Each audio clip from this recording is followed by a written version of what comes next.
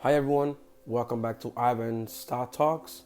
And I have 5 reasons why I buy SPLG instead of VOO or VTI.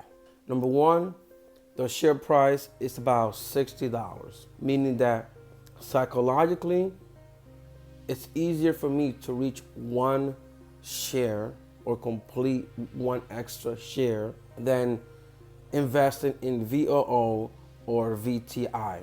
Like VTI, it's about, let's say, $250. VOO around 500, more or less. I'm not saying, to do what I'm doing or suggesting. I'm saying what I'm doing. Even though VTI is great because it captures the total stock market, the US stock market, and the VOO, the top 500 companies. And SPLG tracks VOO or the S&P 500. It's the same thing as VOO. So, like I said, in share price, it's easier for me to complete an entire share of SPLG than buying an entire share of VOO. Now, if you're doing that, don't don't sell and start buying SPLG for the reasons that I'm giving. No, no, no.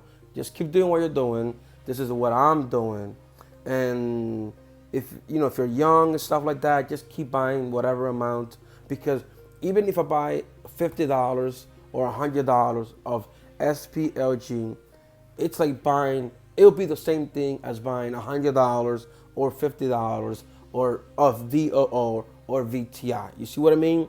It's just the psychological reason of myself, of completing that one share because it cost less. But dividend wise, track wise, it's the same thing.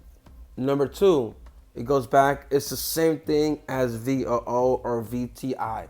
I do not like BlackRock. I think I don't know the ticker number.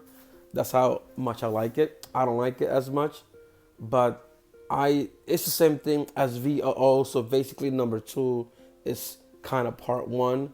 The first reason. So VOO and VTI is SPLG is the same thing. Number three, expense ratio. This is where SPLG takes the trophy, the award, because SPLG is charging. Think about this: for every 10K you have invested, it's only charging you $2, when VOO or VTI charges $3. Now, $2 and $3 is not, a lot of difference. You were like, hey, come on, and then you saving $1 per. But remember, if you have $1 million invested, that's equivalent from SPLG charging you 200 to VOO or VTR charging you 300. So there's $100 difference there. So that's why I really like SPLG, because of the expense ratio. It is what it is.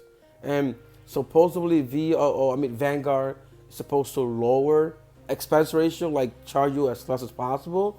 But I think ever since John Bogle died, passed away, I think they're not kind of doing that anymore, because think about it. They have like so much money invested in their fund. Like VOO is, it's equivalent to billions of assets under management. So you would think like, hey, they should at least lower the expense ratio, since that's the whole point of buying Vanguard, that you are saving on the expense ratio. But they're not doing that. I guess they lost their ways. But hey, this is me. Number four, it's because SPLG, it's like it's a no-brainer. SPLG gives me the total return, even though it's paying a dividend. Right, that dividend kind of helps buy more shares. Like I wouldn't own like a company just waiting for the share appreciation. Like I need to have a dividend at least. But SPLG, like VOO and VTI, pays a dividend. So the more shares you have, the more dividends you get, and you get to reinvest back those dividends and buys you more shares. So, but besides the dividends, it gives you the total return. Like to me, the total return is for many what dividends is supposed to be about. Like the total return is like, hey, over a long period of time, you're gonna get a yearly 10%. I'll go with a 10% return, a yearly 10% return. So to me, those 10% return, it's equivalent to as SPLG paying you like a dividend. So, and then like you can live off of the 10% if you sell. It depends how the economy is doing. You sell off 4 maybe to 5% depending how well the fund is doing by year over year basis. But it's the total. The S&P 500 has been out there for decades, so we know that over a long period of time you get a 10% return, which is the perfect total return. Number 5, one last one, is because I own them all. I own 500 companies, the top 500 companies in the USA, the United States, and I would say even in the world, because think about it. If you go overseas, many people have Apple or a Google device. People are using YouTube. Come on, guys. I mean, everywhere I go, people use Google, like YouTube, or you do a search, it's Google. Again, it could change in the future because nothing is forever. But people use Apple, Google, Microsoft, Amazon. People are buying Tesla. People go to Chase, the Chase Bank and other ones. Between Pepsi and Coca-Cola, I 100% choose Coca-Cola. But why should I just own Coca-Cola and not Pepsi? You know what I mean? Like, I want to get the best of both worlds, right? Like, I don't have Apple, but I would like to enjoy Microsoft's profitability. So this is the beautiful thing, that I own them all, and I let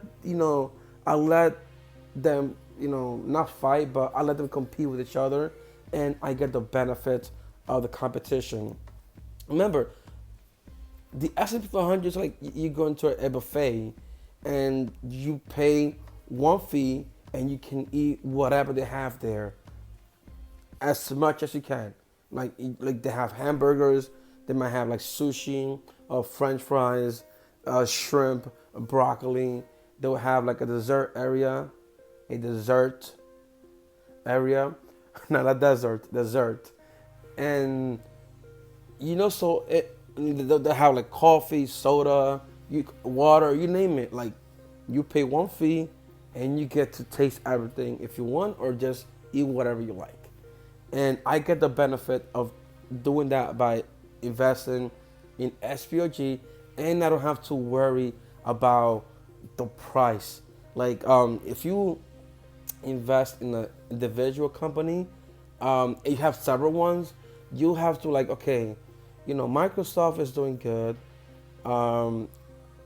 Google is doing good, but Apple is doing bad. Let me just invest in Apple, because Apple is not doing so well, and you own it, and you think it's at a fair valuation.